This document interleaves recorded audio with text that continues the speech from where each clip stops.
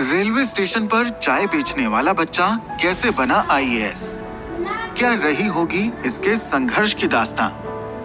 आज देश की सर्वप्रतिष्ठित प्रतियोगी परीक्षा संघ लोक सेवा आयोग के सिविल सेवा परीक्षा का अंतिम परिणाम घोषित हुआ, जिसमें अंकुर ठाकुर को पूरे देश में 70वीं रैंक हासिल हुई। शायद ये ऐसा पहला मौका है कि आईएएस का परिणाम आने पर कोटा में जश्न मनाया जा रहा हो, क्योंकि कोटा आईआईटी और नीट की तैयारी के लिए जाना जाता है। आईएएस जैसी परीक्षाओं की तैयारी के लिए दिल्ली का नाम लिया जाता है। जितनी मीडिया कवरेज अंकुर को 70वीं रैंक हासिल होने पर मिल रही है, उतनी तो आईएएस टॉपर को भी नहीं मिल रही। देश विदेश के अनेक पत्रकार अंकुर के इंटरव्यू के लिए आतुर थे। हर कोई उसके संघर्ष पर स्टोरी करने को बेचैन था। चारों तरफ उसके जोश, जज्बे और जुनून की चर्चा हो रही थी। सभी मीडिया हाउस के रिपोर्टरों के पास संपादकों का बार बार फोन आ रहा था कि अंकुर के संघर्ष पर सनसनीखेज स्टोरी बनाओ। टीआरपी के चक्कर में खबर को सनसनीखेज बनाकर परोसना मीडिया हाउस वालों की मजबूरी बन चुकी है। इसलिए अंकुर जहां रहता था, उसी प्लेटफॉर्म को बार बार दिखाकर मीडिया वाले कपोल कल्पित संघर्ष की दास्तां बनाकर प्रस्तुत करने में मशगूल थे। और कल तक जो दूसरे वेंडर ट्रेन में घुसने के लिए बिहारी से गाली गलौज, लड़ाई झगड़े, यहाँ तक कि कभी कभार मारपीट तक करने से बाज नहीं आते थे, वो सभी आज गर्व से उसे अपना छोटा भाई बता रहे थे।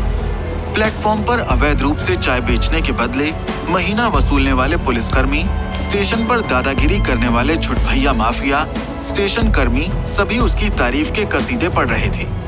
अरे हम तो पहिल से जानत रहिल कि वो बिहरिया बहुते तेज और होशियार हो। बेचारा मजबूरी में चाय बेचत रहिल। एक ना एक दिन बहुते आगे जाइस। इंसान कितने दोहरे चरित्र वाला होता है, इसका अंदाजा कोटा स्टेशन पर होने वाली चर्चा से लगाया जा सकता है। कल तक अंकुर को बिहरिया कहकर दुत्कारने वाले आज सगे संबंधी से भी अधिक हमदर्द बनने का प्रयास कर रहे थे। किसी ने कहा है, उगते सूरज को सभी नमस्कार करते हैं।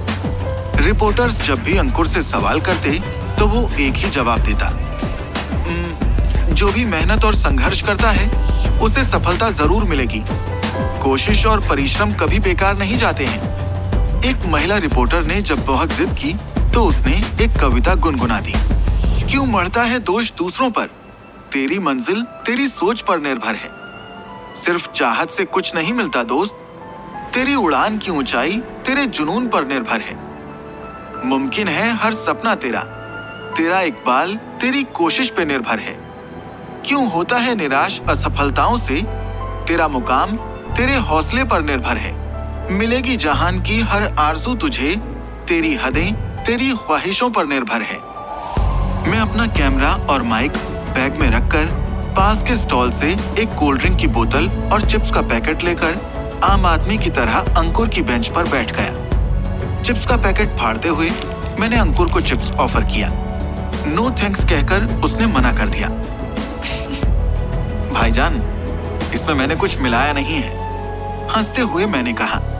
हल्की सी मुस्कान के साथ अपना चेहरा मेरी ओर करते हुए कहा, बड़े भाई, मैंने इस प्लेटफॉर्म और ट्रेनों के साथ 8 साल गुजारे हैं। आदमी का चेहरा देखकर समझ जाता हूँ कि उसकी मंशा क्या है। मेरे विचार से सीखने और अनुभव के लिए रेलवे स्टेशन और ट्रेन दुनिया की सबसे बेहतरीन पाठशाला है।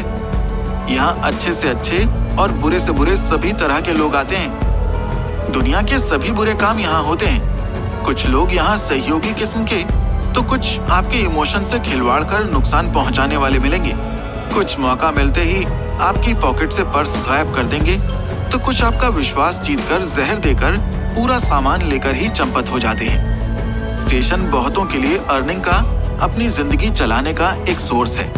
कुछ की जिंदगी के सफर का आरंभ और अंत दोनों स्टेशन पर ही होता है। स्टेशन पर चोरी से लेकर स्मगलिंग, देह व्यापार, भीख मांगना, पॉकेटमारी, नशे की तस्करी और ना जाने कौन कौन से कुकर्म होते हैं। स्टेशन की जिंदगी बड़ी अजीब होती है। उसकी बातें मेरी जिज्ञासा को बढ़ा रही थी। मैंने दाहिना हाथ उसकी ओर बढ़ाते हुए कहा, I am Dev from freelance media. मुस्कुराते हुए उसने हाथ मिलाया। अंकुर, मैं अंकुर ठाकुर। लेकिन पूरा प्लेटफॉर्म मुझे बिहारी चाय वाले के नाम से जानता है। उसके बाद मैं प्लेटफॉर्म पर चाय बेचने से आईएएस बनने तक की अबूझ कहानी को समझता रहा। अरे सुनत हूँ अंकुरवा के माई, हमार अंकुरवा था मैट्रिक में जिला में अव्वल नंबर पाउले बा। कहते हुए गर्व और प्रसन्नता से पिताजी ने घर में कदम रखा।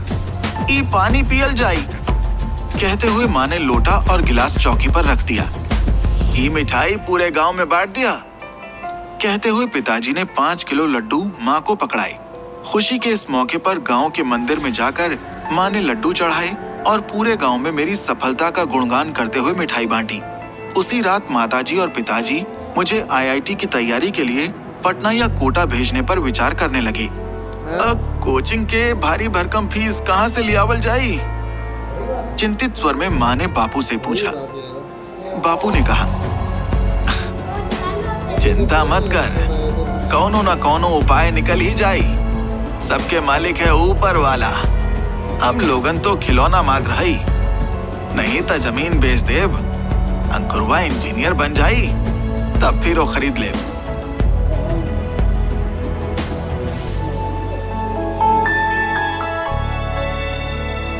दूसरे दिन तड़के सुबह मैं और पिताजी आईआईटी की तैयारी के लिए देश की फेमस कोचिंग सेंटर सुपर 30 में एडमिशन लेने के लिए आरा से ट्रेन पकड़कर पटना पहुंच गए। जीवन में पहली बार मैं आरा से बाहर किसी बड़े शहर गया था। पटना और आरा के बीच जमीन आसमान का फर्क था। अभी तक आरा में मैंने 2 या 3 मंजिला मकान देखा।